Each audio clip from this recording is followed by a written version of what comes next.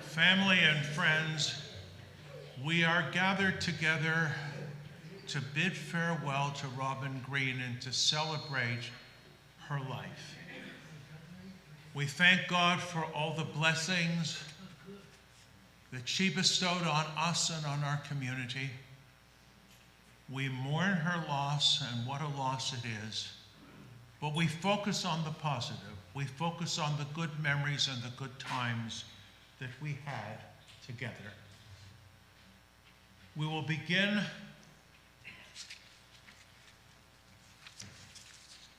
this service with Adonai Ma'adam V'Teda'el.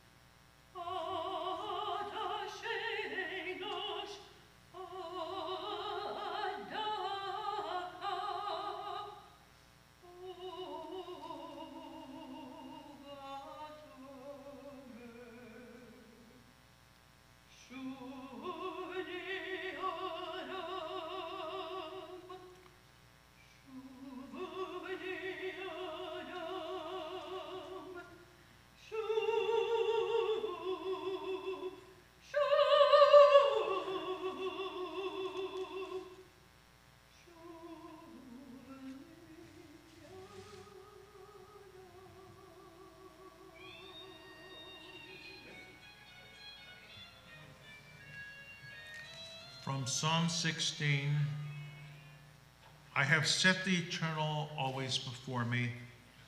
God is at my side, I shall not be moved. Therefore, does my heart exult and my soul rejoice. My being is secure, for you will not abandon me. You will not abandon me to death, nor let your faithful ones see destruction. You show me the path of life. Your presence brings fullness of joy. Enduring happiness is your gift. Shiviti.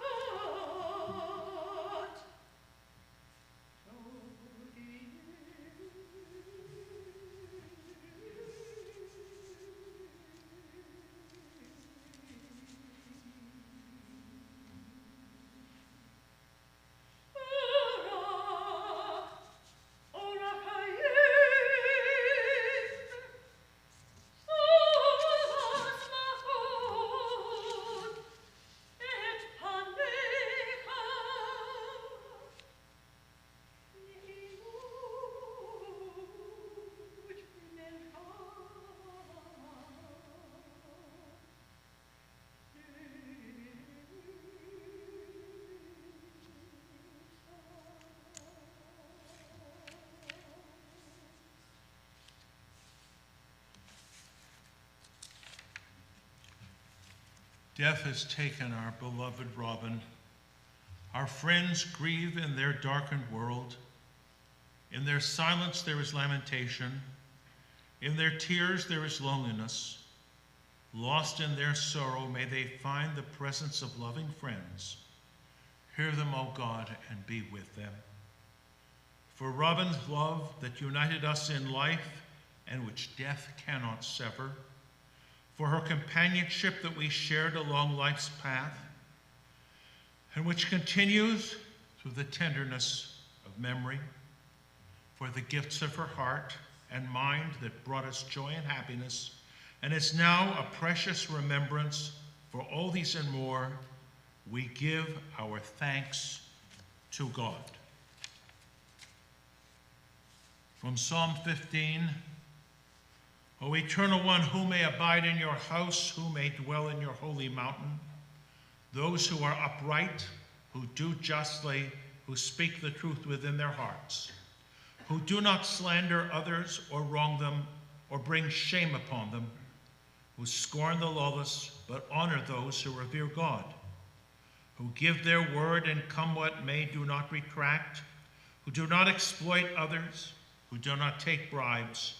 Those who live in this way shall never be shaken.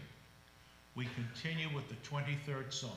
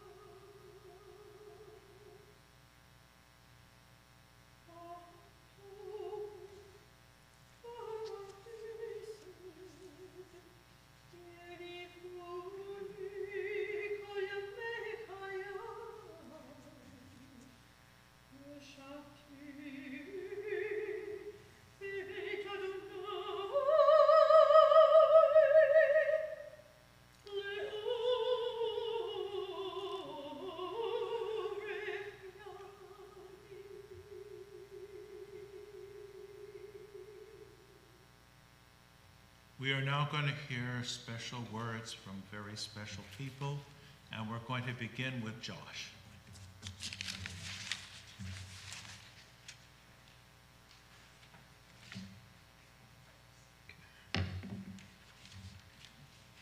So today, obviously, we're here to both honor and respect my mother, specifically, and I say this with a very heavy heart, we have a lot of respect for this woman. I don't know a lot of you in this room, but for those of you that are here, thank you for coming, and for those that couldn't make it, we are also grateful that you can attend electronically. It's an amazing fact in this day and age. So I'd like to start on a couple things. First, Joyce Robin Miller Green. I want to cheers to her. She had a life well lived. It was much harder in the last year than anyone wanted or had hoped for. It was a very challenging year for her. But let's be very clear about something. She was born and raised in upstate New York, well, Queens first, and then upstate New York, Schenectady specifically, and had family in Springfield, Massachusetts. And I don't know if you've been up there ever, but the only thing I can remember about it was gray, and it didn't matter what time of year it was just a gray place. And I think that if you had asked her at any time in her life whether she thought she would end up in Longboat Key and then ultimately in Sarasota, Florida, I think she'd be thrilled. And so I think cheers to her. That was a huge accomplishment. It was very, very important to her, and she was very proud of it. And so I give her significant credit to that. Also, for those of you that don't know, we had a very, very serious health scare with Robin back in 1998 when she had heart surgery. She was a relatively young woman, a few years older than I am now. And like many of the things I'm going to talk about as a pioneer, she went in for basically what was at the time very unique surgery, very risky. It took the family by surprise, and we were scared. We were scared for her and her recovery, and like classic Robin, she pulled through stronger than ever. So you look back on the last 26 years and the number of tennis balls that she hit, good for her. Okay, it's quite an accomplishment. So, little cliche, but Robin was a mother, a grandmother, a great-grandmother, which is something, a wife, sister, aunt, friend, battle axe. I'm going to let that slip in there. She was a teammate, a volunteer, and last but not least, a significant other and companion. She loved to be surrounded by her friends, and she was extremely social. At times, she had too many friends. And one of the things that, when you have that many friends, it's difficult at times to keep them all in one stable, but she worked tirelessly to do that. And so I know that there are a group of people here in this room, and I know there are probably dozens more watching online, so this day is about her. She would be thrilled today to know that Emma was here. And I also thought growing up it was good. She had friends with cool names like Buzzy and Mort, which is good. So it was a wide berth. My mother was very philanthropic. I don't know if that was because of her growing up at the time of the Kennedy campaign, etc. But she was a steadfast volunteer. Never really had a lot of money, so her volunteerism was not about donating money, it was about donating time, which is a precious commodity. And she was always giving a part of herself to help others, and I think that's a fantastic quality that is, thank God, passed through to me and my family as well. So I give her significant kudos for that. She was very progressive, my mother. And I mean that in many, many different ways. I'd say she was a bit of a trailblazer at times, not just with heart surgery, but also in the things that she did in her life. She introduced me to gay men at a very young age. Just that didn't come out too well, but I mean, we had gay friends when people didn't have gay friends. And growing up in the Northeast, it gave me respect and broadened my horizons, and that was just one example. She did some amazing things. And you'll hear about this from other speakers as well, but first woman president of the congregation at Temple Sinai in Summit, New Jersey. That was something for a young man like myself to see that. Was very impressive. She was the boss. She was a leader, and that was an amazing accomplishment. Didn't make my bar mitzvah any more fun, but it was an incredible accomplishment. She also taught herself a business. So she watched my father in his sales practice and business, and she said, I can do that and do it better. I'm not sure how he felt about that. But it wasn't just doing the business and working hard and learning the business. She did something that was pretty spectacular. She convinced senior executives of a large toy company called Kmart to take responsibility for their most important product and launch in the mid-'80s. It's just incredible that she did that. And it was the E.T. doll, specifically, from the movie. And it was very impressive. We was our sort of first family flaunt with celebrity.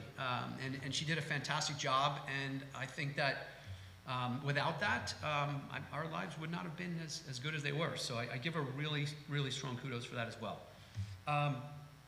And I saw her interact with those executives. So she could hold her own. She could hold her own in a board meeting, and she could hold her own in a business meeting. On to tennis. Okay, so I really wish I'd played tennis, but the problem was she never let me win a point. So I was discouraged at a very young age. Okay, she's highly competitive. For those of you that played with her, you know that. It wasn't meant to be. I played lots of other sports, but tennis was so important to her. It was a tenet of her life. So important. To get out of bed every day, to know that you're going to swing the racket, really meant something to her. And she would talk about the social aspect of it, the competitive aspect of it. Obviously, she and I would talk about the various injuries that were inevitable when you play tennis at that age. But it was a really central component of her life. And going back to landing here on Longboat Key, there's plenty of tennis courts. It makes a lot of sense. So I really think that one of the most important things in her life was tennis, for sure. And it obviously led to her finding companionship after my father passed with Jay. So I think it was an amazing thing, a common tenet in her life, and I'm thankful that she found it as important and that it was so fruitful for her. Okay, now for some stories about my mother, because I don't think we ever roasted her properly. I'm not sure why that happened, because maybe we were afraid of her. But there's a few things that come to mind that are sort of some funny stories. One was that everyone here should know that she liked to fib a little bit. And sometimes she got herself backed into a corner and didn't know how to get out of it. So going back to our days back in Summit, in Temple Sinai, and going home, after Hebrew school, we would swing by a shop or two to pick up food because we were late coming back from Temple, and a new fried chicken store opened in New Providence, and it was on the way home. So we swung by to grab a bucket of fried chicken, and it was good fried chicken.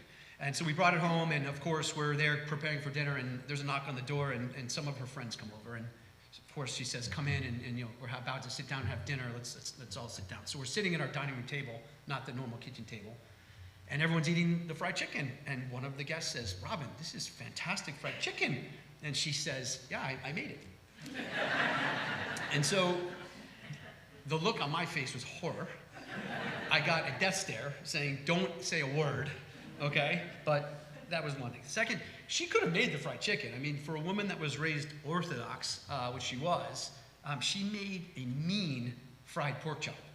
So I know Susan can talk about this a little bit more. I don't know how the recipe came about, but pork in our house was pretty unusual. And yet, the woman cooked the most delicious fried pork chops, and I had a massive appetite back then. There was not a chop left by the end of dinner. So that was a great time when I came home and saw the fryer on. All right, the craziest story about my mother, I can tell, is that when we lived when she lived in New Jersey, I'd moved out of the house at this point. They'd moved to a townhouse in Berkeley Heights. A very heavy storm had come in. At the time, my family and I lived about 15 miles away. And she said, "Bad news, Josh, we have a flood in the basement."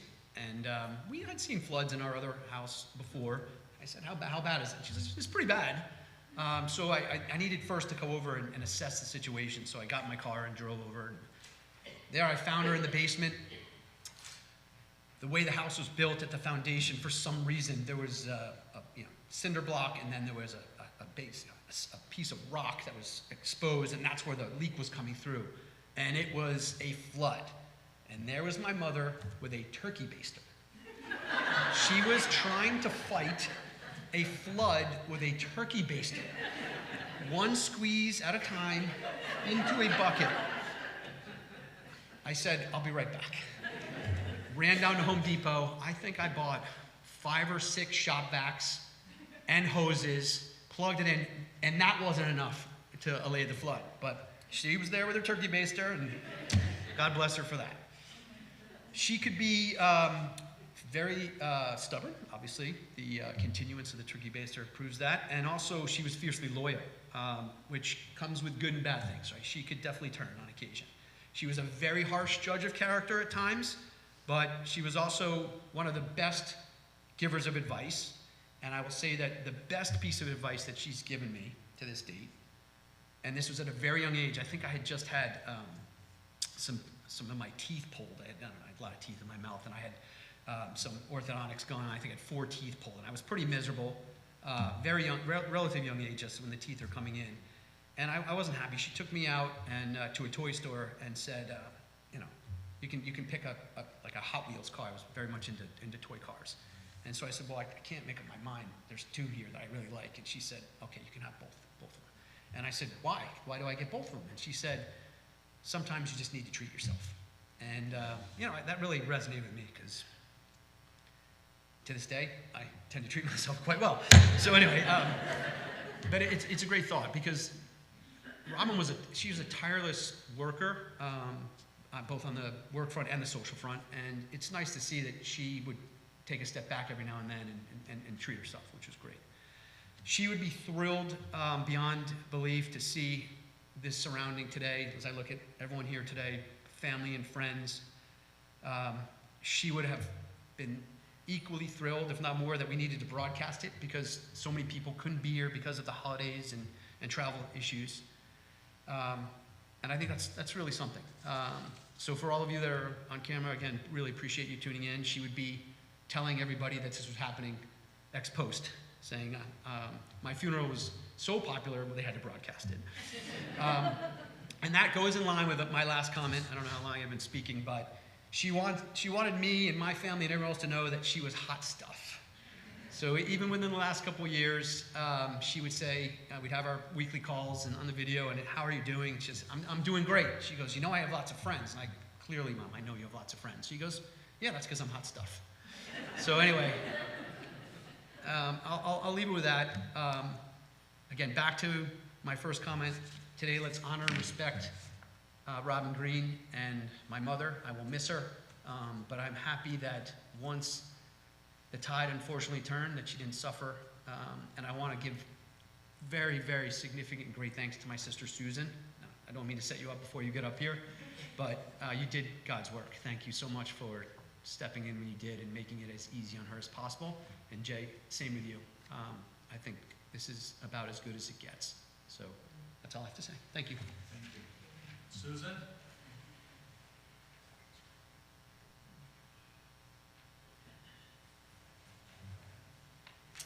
That's a lot to follow. But I think everyone knows that my mom and I were extremely close, and there's very little that we didn't know about each other, and practically nothing that we wouldn't do for each other. So the last 2 weeks have been difficult, and yet I know that I fulfilled a promise that I made years ago, and for that I'm incredibly grateful. My brothers and I are all very different, but the one thing my mom gave to all of us was our value of hard work and our entrepreneurial drive. We're all workaholics.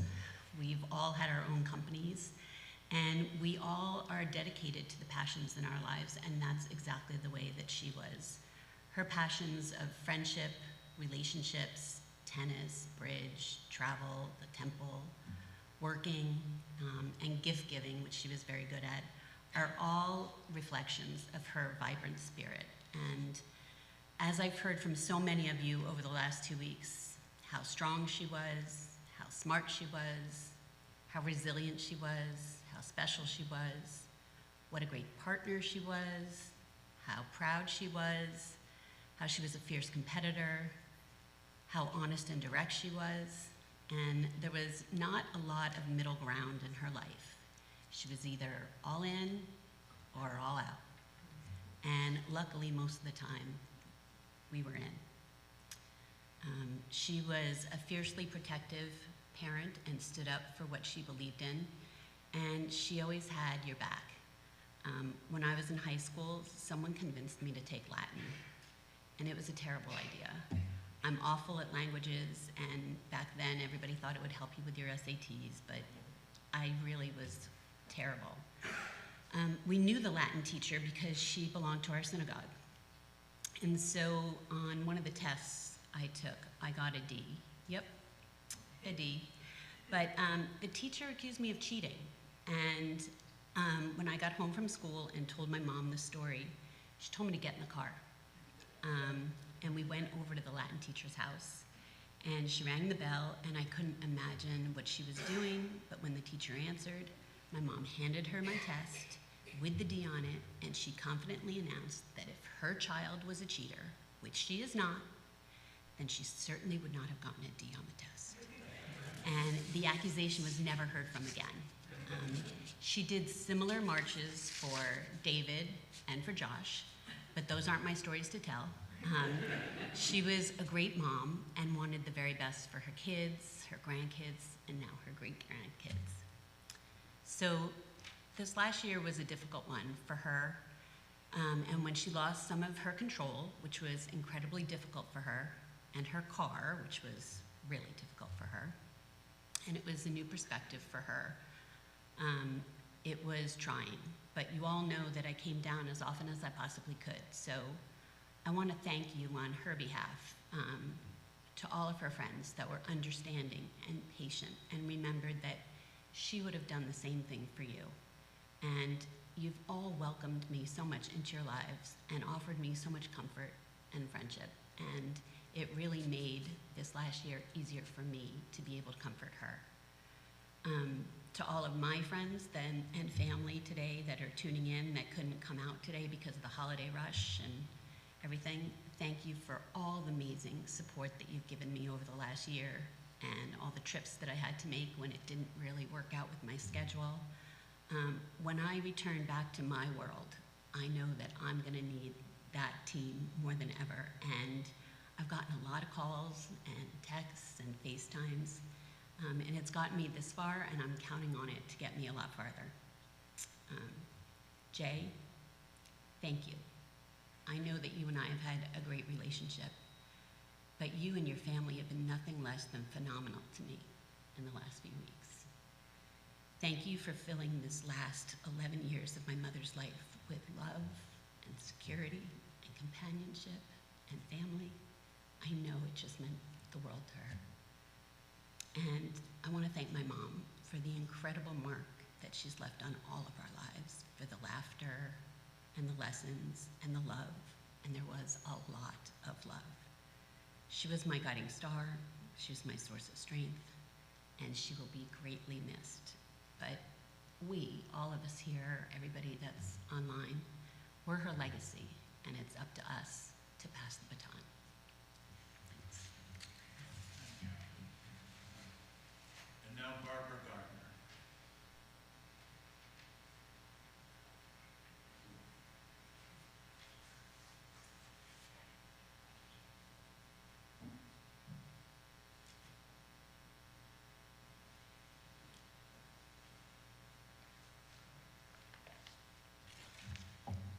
I don't know how you follow that.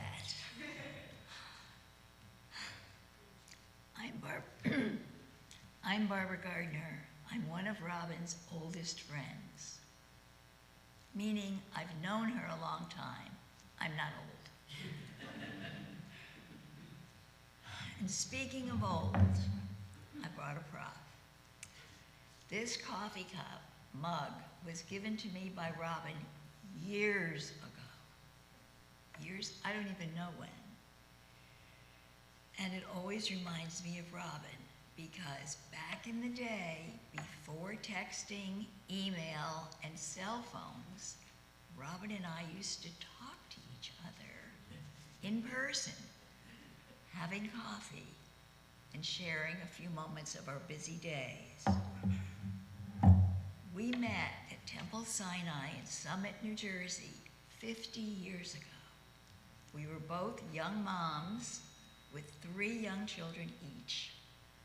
And we formed a tennis club, a tennis group, and we played tennis for years, having coffee after tennis, in person, chatting.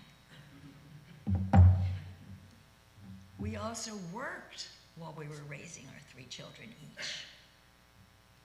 And because Robin owned this wonderful company that had tabletop, high-end, and kitchenware, and all sorts of wonderful accessories, crystal, and things that she could offer me at huge discounts, I took advantage of that.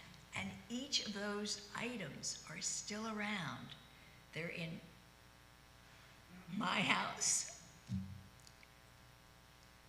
They're in my children's homes in Massachusetts, in Maine, and in California. And I'm sure they're in Robin's children's homes from years and years ago. But she was very generous with sharing these beautiful objects. And I still have this. Robin and I stayed friends across state lines.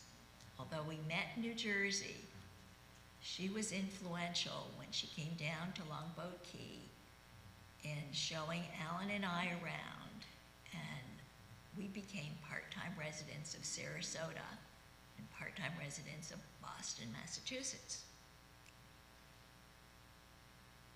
She also, of course, taught us where to go and where to shop.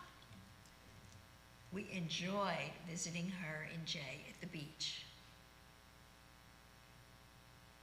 and playing tennis with them. Of course, Jay and Robin showed us the greatest and latest restaurants. Wouldn't want to miss anything.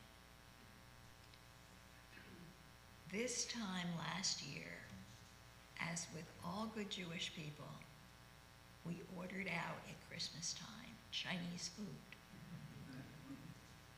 And Jay and Alan brought it in to Sarasota Bay Club, and we had a wonderful time just enjoying each other.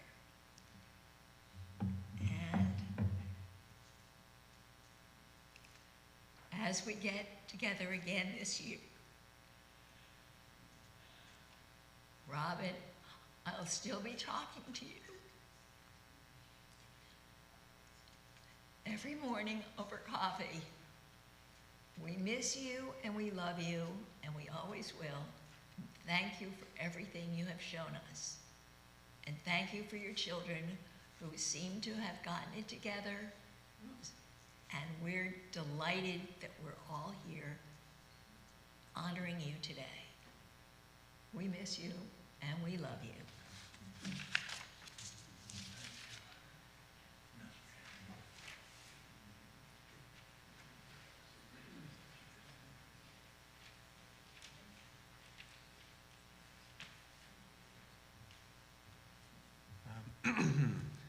I think I've met most people here at some point or another, but I'm Robin's grandson. And today I'm going to try my best to capture our 35-year relationship in a short speech. So, as a little kid, I remember my grandma as the organizer. I think that's been mentioned quite a few times. She was the matriarch of an extended family where she raised 3 kids while working. She reminded my wife of that several times as we had our own kids. And as part of that role over time, she wanted her friends and family to be together and happy. And organizing events was really how she showed her love. So when I was younger, I spent a ton of time in her Berkeley Heights house for the holidays in particular, Passover, Thanksgiving, Christmas breaks. And just a few random memories came up as I was writing this speech.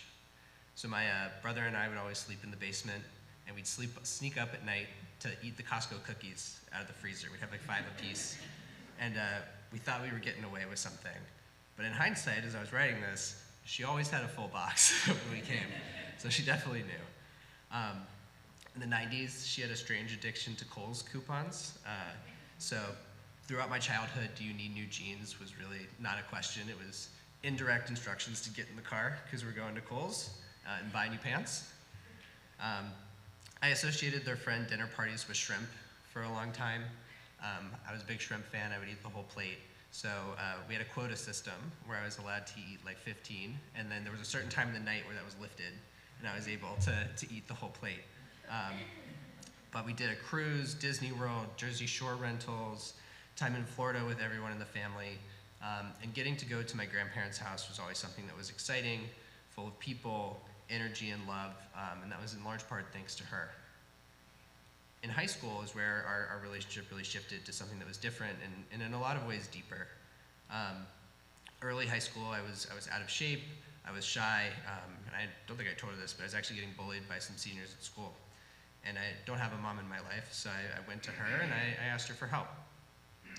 And ever the problem solver, she had me at the gym with a trainer in Berkeley Heights almost immediately, basically the next break. And I stayed with my grandparents that summer and the next at the shore where she helped me find jobs and be around more new people. She got me a gym membership.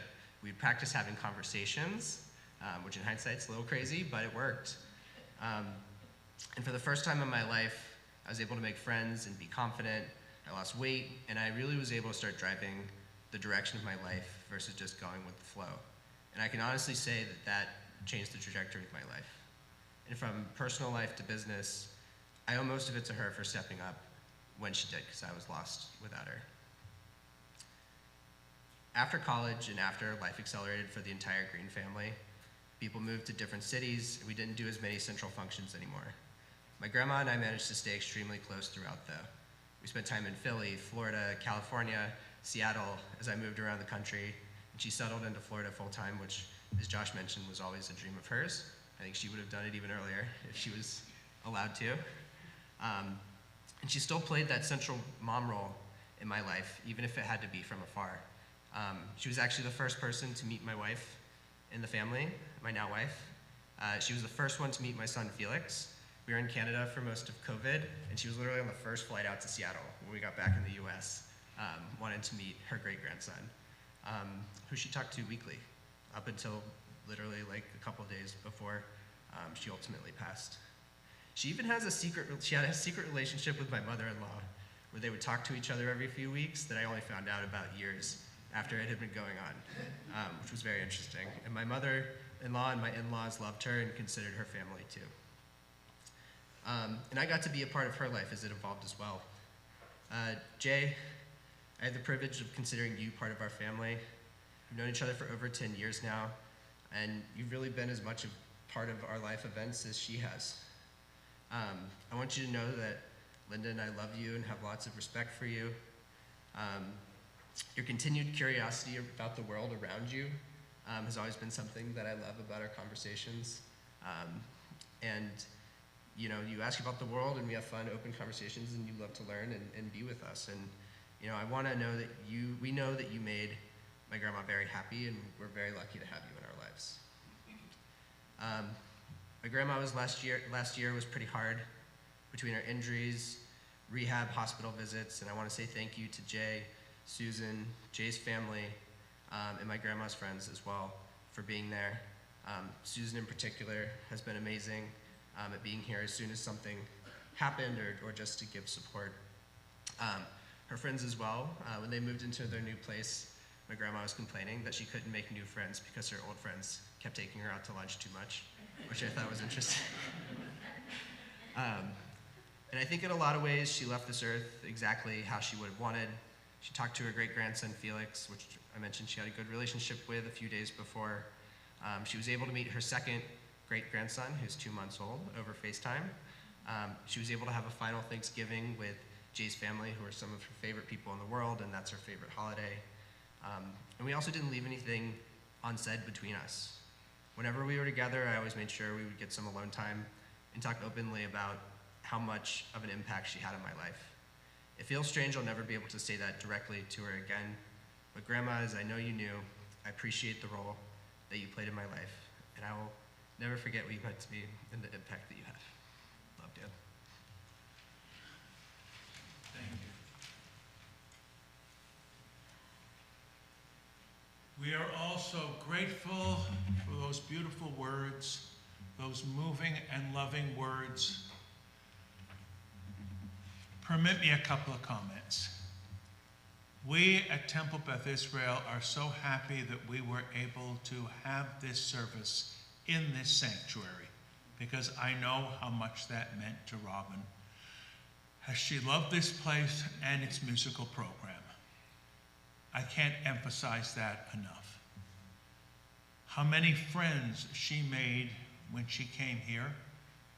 And from what I've heard, when new people came here, she befriended them and included them in her circle.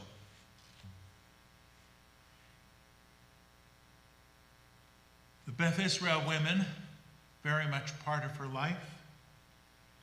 It was almost like she had her own community, her own family, her own village here. Robin very modestly and quietly told me one day that she was once a temple president. Now you get two kinds of former temple presidents. And she did this with such grace and dignity. And she was always there in a very supportive way. And I know I would be remiss if I didn't mention tennis, right? Because I understand how important that was in her life and how it gave her such pleasure. I hope all of you will keep the beautiful memories that we heard today alive in your own hearts and your own thoughts, and live the kind of life that she lived, bringing happiness and joy to those around you. I was privileged, all of us were privileged to know her. Before we conclude with the memorial prayers, let me just say that after this service, we'll all gather at Bayport for a little bit, and then Jay will be receiving all of us at the Sarasota Bay Club today until 6, and then tomorrow from 10 to 2. But our memories of Robin will stay alive as long as we are there to recall them. And as we pass those memories on to your children, and maybe they'll talk to their children after them, as we keep our family heritage alive through the generations. Please rise now for the memorial prayer, the El Maleh Rachamim.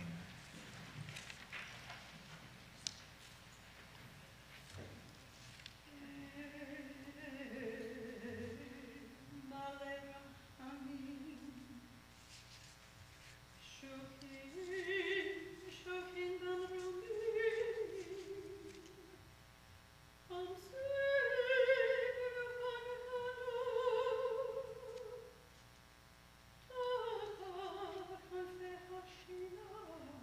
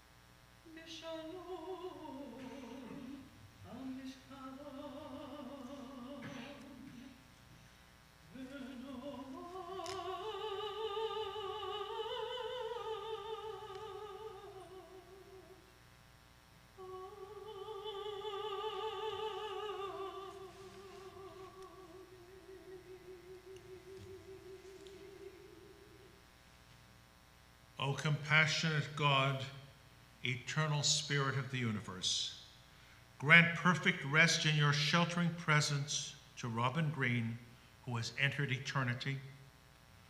O God of mercy, let her find refuge in your eternal presence, and let her soul be bound up in the bond of everlasting life. God is her inheritance. May she rest in peace, and let us all say, Amen.